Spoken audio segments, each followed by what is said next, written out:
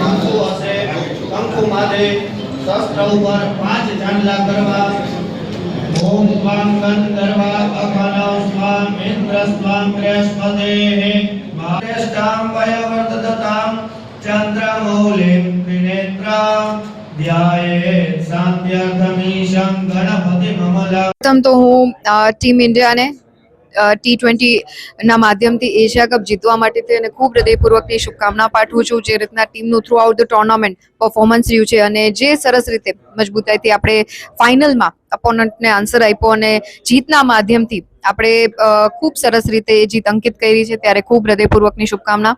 અને સાથે સાથે વાઇસ કેપ્ટનની સાથે સાથે એક એમની જે ઓવરઓલ રિસ્પોન્સિબિલિટી હોય છે ઓલરાઉન્ડર તરીકેની, એ ઉત્તરદાયિત્વ ક્યાંક ટીમ ઇન્ડિયાને જીતના માધ્યમથી પોતાનું જે કર્તવ્ય છે અને પરફોર્મન્સ છે એ બતાવી અને જીત અપાવી શકે, એ જ શુભકામના, એ જ પ્રાર્થના। અપકમિંગ સિઝન્સ છે એ ઇન્ડિયા માટે ખૂબ જરૂરી છે ટેસ્ટના માધ્યમથી, ત્યારે ખૂબ સરસ ટીમ ઇન્ડિયા પરફોર્મ કરે અને ઘર આંગણે જ્યારે સિરીઝ હોય ત્યારે આપણને સતત જીત મળતી રહે, તેવી ટીમ ઇન્ડિયાને શુભકામના।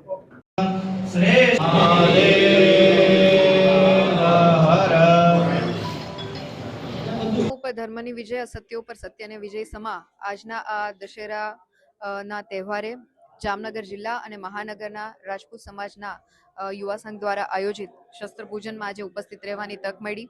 આ કાર્યક્રમ જે શક્તિ સ્વરૂપાની આરાધના સમાન શસ્ત્રના પૂજન સાથે ક્યાંક ભારતીય અને ક્ષત્રિય સમાજની પરંપરાને ઉજાગર કરતો એક તહેવાર છે, ત્યારે જામનગર મહાનગરની અને જિલ્લાની વિવિધ પાંખો, વિવિધ સંસ્થાઓના અગ્રણીશ્રીઓ, ચૂંટાયેલી પાંખ તેમજ વિવિધ આગેવાનો સાથે આજે શસ્ત્ર પૂજન કરી અને તમામને સમાજને અને નગરજનોને શુભકામનાઓ પાઠવું છું। સાથે સાથે આપણા આદરણીય પ્રધાનમંત્રી શ્રીનો જે એક પ્રકલ્પ છે વિકસિત ભારત, અને એની સાથે આત્મનિર્ભર ભારતનો સંકલ્પ, એટલે કે આપણે તહેવારોની વણઝારમાં જ્યારે નાની મોટી ખરીદી કરીએ ત્યારે make in India, made in India અને સ્વદેશીના કન્સેપ્ટને વધુમાં વધુ અપનાવીએ તેવી પણ આપ સૌ નગરજનોને અપીલ કરી અને વિકસિત ભારતના સંકલ્પમાં આપણે બધા યોગદાન આપીએ તેવી આપ સૌને અભ્યર્થના। પુનઃ આપને દશેરાના તહેવારની અને અપકમિંગ્સ જેટલા પણ ફેસ્ટિવલ્સ છે એની ખૂબ ખૂબ હૃદયપૂર્વકની શુભકામના પાઠવું છું।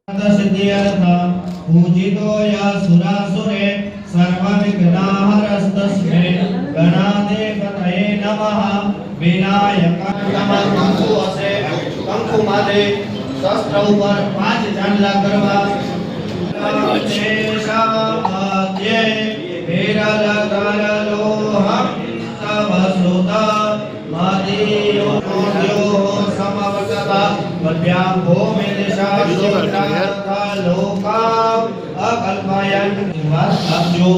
ओम अपासर बंधु देवभूता ये भूता भूमि संस्थिता।